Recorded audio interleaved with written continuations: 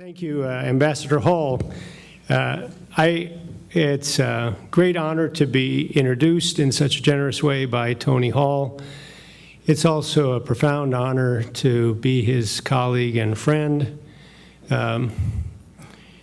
Tony Hall, during his years in Congress, was more closely identified with hungry people than any other member of Congress.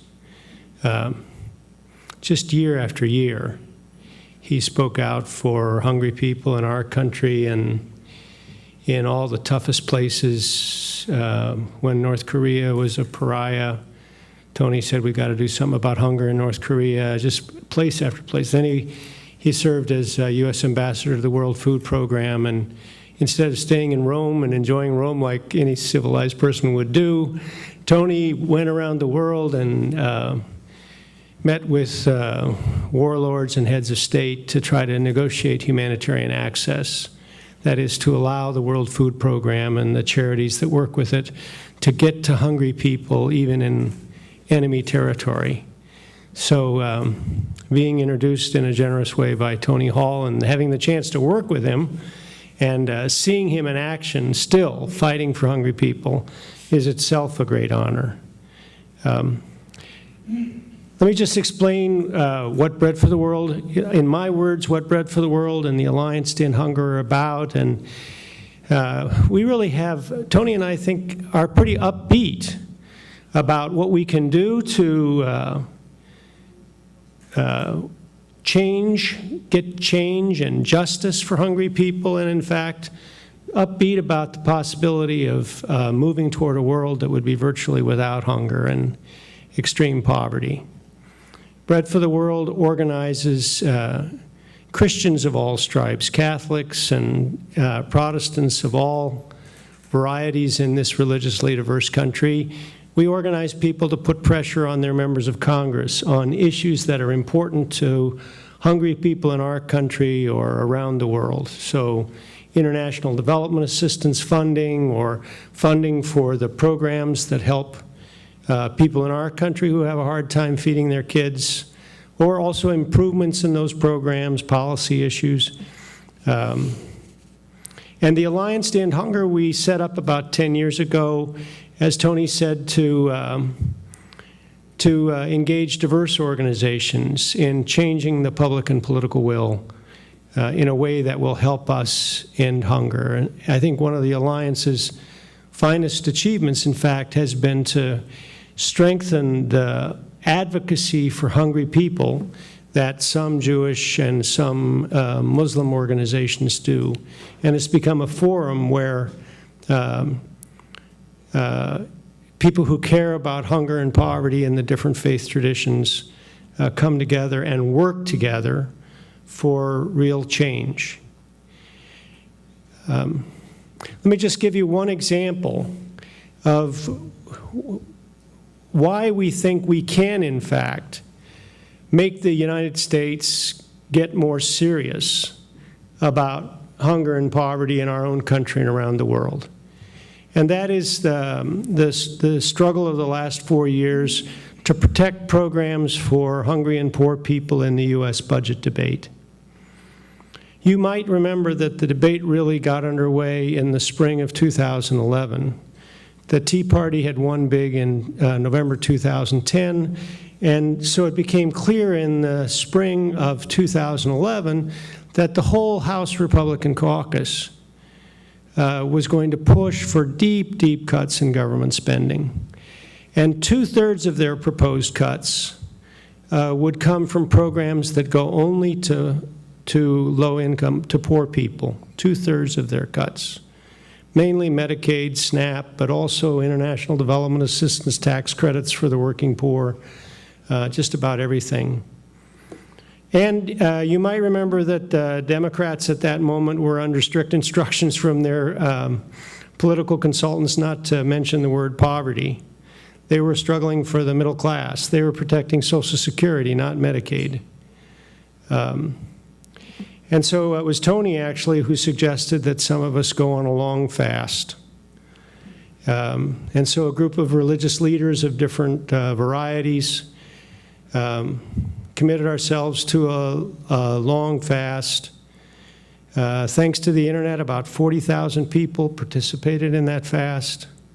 And it was really we really were asking God for guidance for us and for our nation. And then over the subsequent years, hundreds of thousands of people of goodwill of all kinds, but especially maybe people of faith, insisted with their own members of Congress that we could solve our nation's budget problems without taking it out on people who sometimes go hungry in this country or around the world.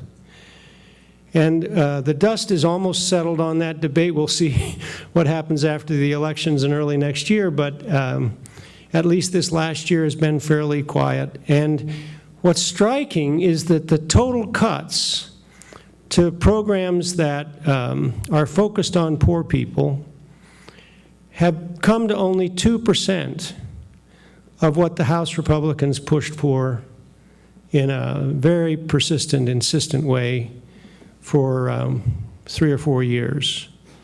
And so I think, it's just an example that relatively small numbers of people who care and weigh in on an issue like that can make a big difference, That was this, there was this central issue in Washington for 3 years. And basically, the President and Congress were able to make substantial cuts in deficits without any substantial cuts in programs for poor people.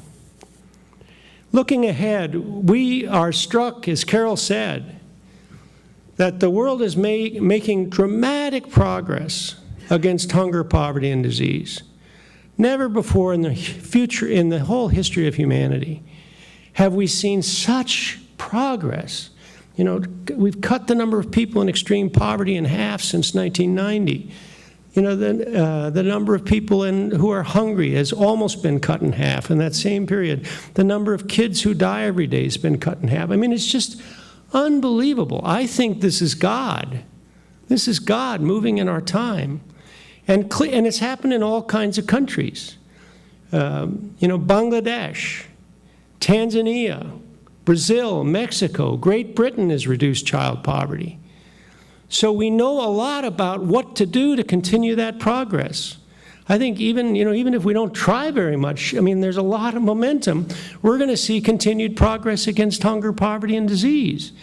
And if we try, especially if we in this nation can get our country to get serious about hunger and poverty, we could virtually end hunger and extreme poverty by 2030, which is likely to be the international target year. We've seen in our own country that 1,000 points of light is not enough light. You need to have the U.S. government provide a framework in which community groups, states, poor people themselves, businesses can play their role. But, if Ethiopia, if Tanzania can reduce poverty, why not D.C., Virginia, Maryland? Why can't we do that? Ironically, the poverty rate's gone up in this country since 1990. But it's because we haven't made it a national priority since Johnson and Nixon. That can be changed.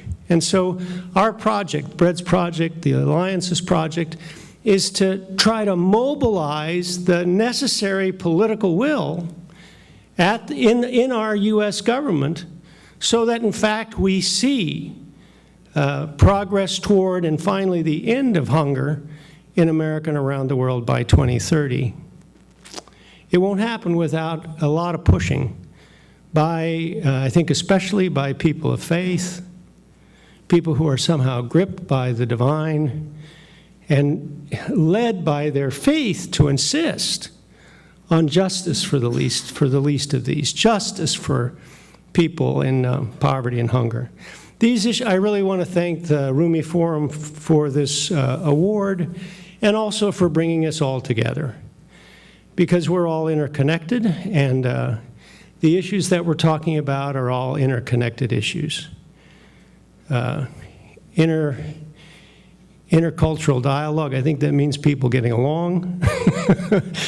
People getting along, justice for hungry people, education, justice for women. The International Food Policy and Research Institute did a study which showed that half of the dramatic improvements in child nutrition that have been made in developing countries in recent decades have been due to improvements in the education and status of women. So this is all one thing. And these justice issues all interconnect with peace. As Carol said, when you don't have peace, you don't have progress for people. And if we can, in fact, end hunger, it would contribute in a very powerful way to peace. Thanks.